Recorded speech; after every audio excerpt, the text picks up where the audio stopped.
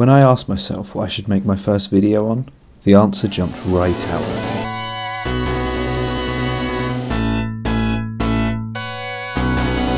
me. Shining Force, The Legacy of Great Intention is a turn-based strategy RPG game from the Shining series, which was released in 1992 for the Sega Mega Drive/Genesis, Mega Drive, and it slaps! Seriously, I love this game. The combat? Great. The music? Awesome. The characters? Pretty cool. The graphics? Yeah, they're good for 1992. The story? Not completely shit. A decent story, though the writing could use some work in places. The game centres around a hero called Max and his ragtag band of warriors who team up to try and stop the evil hordes of Runefast from breaking the seal of the Ancients and resurrecting Dark Dragon. The gameplay is mostly turn-based square tile combat, but between fights you'll explore new towns and look for items, talk to NPCs and look for more fighters to join you. I want revenge, please can I join the Shining Force? Yes, you can. Yes indeed. Wait, I must protect Busto Country. Fuck you! This game really rewards you and makes you feel like you want to explore everything and talk to everyone. This guy, who looks just like everyone else, might be the one guy who can hatch the egg you were given 2 chapters ago, or he might just make you laugh. Summoning a demon, okay. Summon a dreadful thing from my worst nightmares. It's a woman.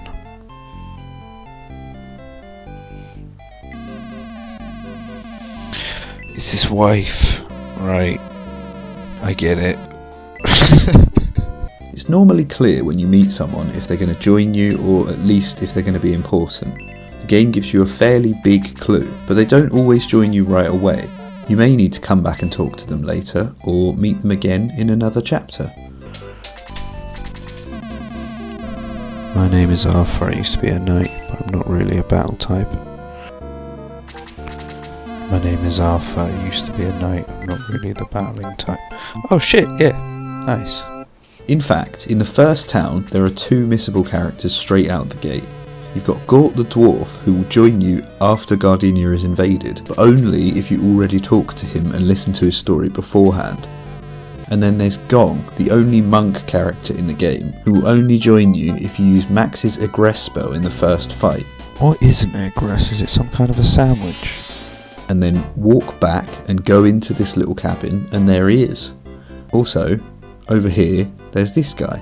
And he's famous. If you know Shining Force, you know this guy. This brings me nicely onto the characters, of which there is such an interesting and creative array. There are 19 characters that automatically join the Shining Force throughout the course of the game, and 11 unlockable or missable characters. Of these, there are 3 elves, 2 dwarves, 2 birdmen, a dragon, a werewolf, 2 hobbits, a rhino that is apparently actually an armadillo, a robot, a half-giant, a fox lady, 5 humans, 7.5 centaurs, and whatever the fuck these 2 are. And they can be knights, mages, priests, warriors or archers. Some fly and others are unique and don't fit with any other conventional class. Every character, bar 2, can be promoted, which acts kind of like an evolution in Pokemon, changing the character's appearance and boosting the stat gain they get after a level up. Some characters are just god tier, like Gort, Xylo, Musashi, Guntz when you give him the movement ring, and Yogurt. And some characters seem bad at first, but if you put in the work to level them up, you find out there is more than originally meets the eye, like Arthur, Domingo, Blue, and Yogurt. Gone. Okay, alright, well, yeah, he's only got 1 HP, so leave him for Arthur. Arthur used to be a knight, but he's not really the battling type. Here we go, Arthur. Come on. For fuck's sake, Arthur. Don't miss. Fuck's sake, Arthur. Right, Arthur, seriously. Do not fucking miss. Oh my god. Oh my god, he's not really the battling type. But there is something to almost every character, and as you can only use 12 in your team at one time, this gives you a reason to keep coming back to the game. For my last playthrough, I tried not to use anyone from Gardenia, and next time I play through, I'm going to try and use every centaur, which I think will be fun, except for when it comes to the rough terrain fights. The combat in this game is simple but excellent. You move your characters around the battlefield and attack, trying to keep your strongest characters at the front and your rangers behind them. Max is one of your strongest characters, but if he gets killed you lose the fight and half of your gold, which adds an interesting dilemma as you might not want to risk him dying and keep him from the fight, but this will mean he won't level up, so he'll get more and more likely to die if attacked. I remember when I was a kid, I never let him fight, and then the game throws you into this battle where you get ambushed in this really creepy church, and Max is separated from the rest of the Shining Force and he has to make his way back across the church, and I just could not get past this fight because I hadn't leveled him up at all, so I ended up giving up and quitting the game. I can't believe I quit the game on this fight when I was younger. I used to think it was really hard, but it's actually really easy. All you need to do is get Max with the rest of the team so he's not his own, and then it's just... For fuck's sake! I forgot that the skeletons are actually pretty dangerous, but other than that, you know, these zombies aren't fucking dangerous at all. I mean, you just gotta get Max to the side and then deal with these fucking shit zombies. It's like an easy fight. I've left him on his own again. Miss.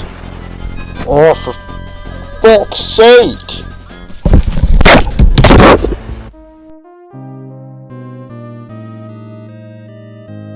Aside from that, units will sometimes miss, attack twice, or do a stunning attack, which adds an element of luck and mixes things up. Okay, that's fine. Oh, come on, for fuck's sake! The terrain affects your unit's movement speed in different ways, meaning units which would usually be pushing the enemies are sometimes just completely left behind. There are also a bunch of interesting and unique fights, like this one where the enemies set up this big laser that takes 6 turns to fire, and you have to try and rush across the bridge and destroy it before it shoots your whole team. Or this fight, where a bunch of enemies suddenly appear. Or the fight against General Elliot, which is just a big empty field and you and the enemies just make a formation and meet in the middle. Oh, here we go. Fuck him up, Yogurt. Come on, Yogurt. Come on, Yogurt. Knock him out. Fuck him up, Yogurt. Yes, Yogurt. Fuck yes. Uh-oh. Uh-oh. Come on, Yogurt. Ah, yes, Yogurt. Here we go. Come on, Yogurt. Come on, Yogurt. Bang! Oh! Fuck! Oh, yes, Yogurt. You're fine. You got this. Oh, shit. Fuck. That's close. It's close. Good fight. Call it a draw. There are also a bunch of cool and interesting boss fights too, like Balbazak, Ramladu and Michela. The music for this game is fucking incredible. Masahiko Yoshimura is a madman. Straight away you boot the game and you are greeted with... Ah! Yeah! You'll be dancing round to the catchy town music, then suddenly you go up a screen and boom!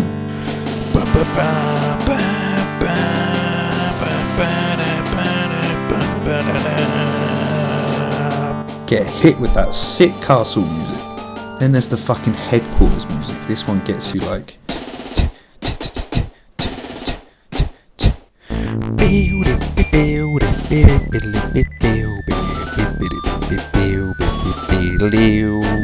Then you get in the wagon, you head to the first fight, you get hit with that overworld music for the first time.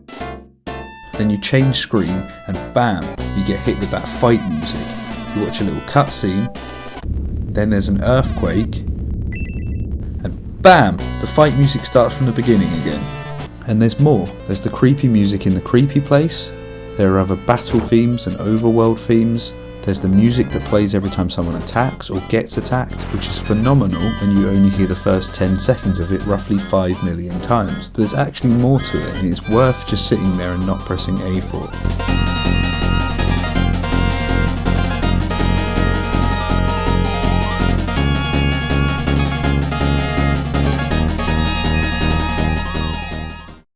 This game has so much personality. It feels like in every town, the developers have added some funny dialogue or a little show for you to witness.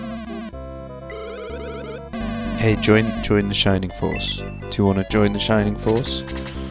Hey, come join the Shining Force. Fuck you. Hey, I bet you can't tell which one's me. I bet you can't tell.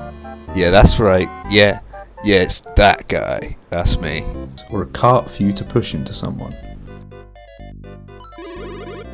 Then there's the headquarters, which at first just seems like a big empty building, but as you play through the game and recruit characters, it fills up and becomes this vibrant environment you can just visit and talk to your team. Like I said earlier, you are rewarded in so many ways just for talking to people and actually exploring. There's just always something, or someone.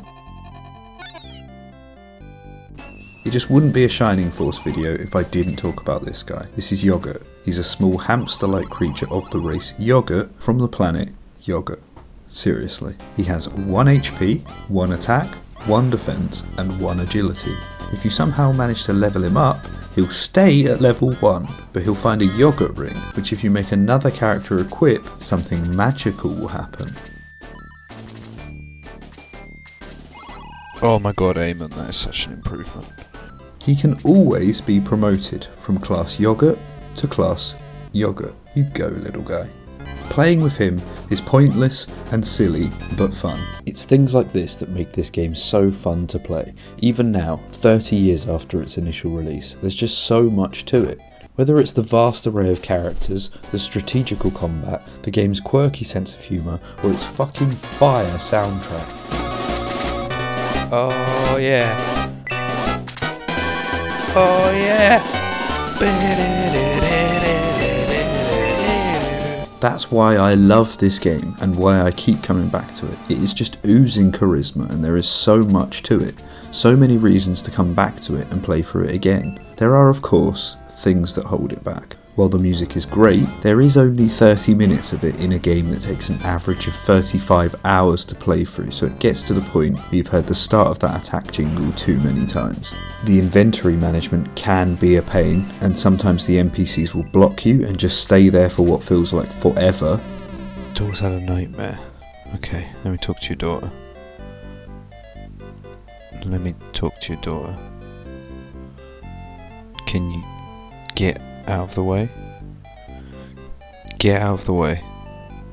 I need to talk to your daughter. I want to know what her nightmare's about. Get out of the fucking way. Okay.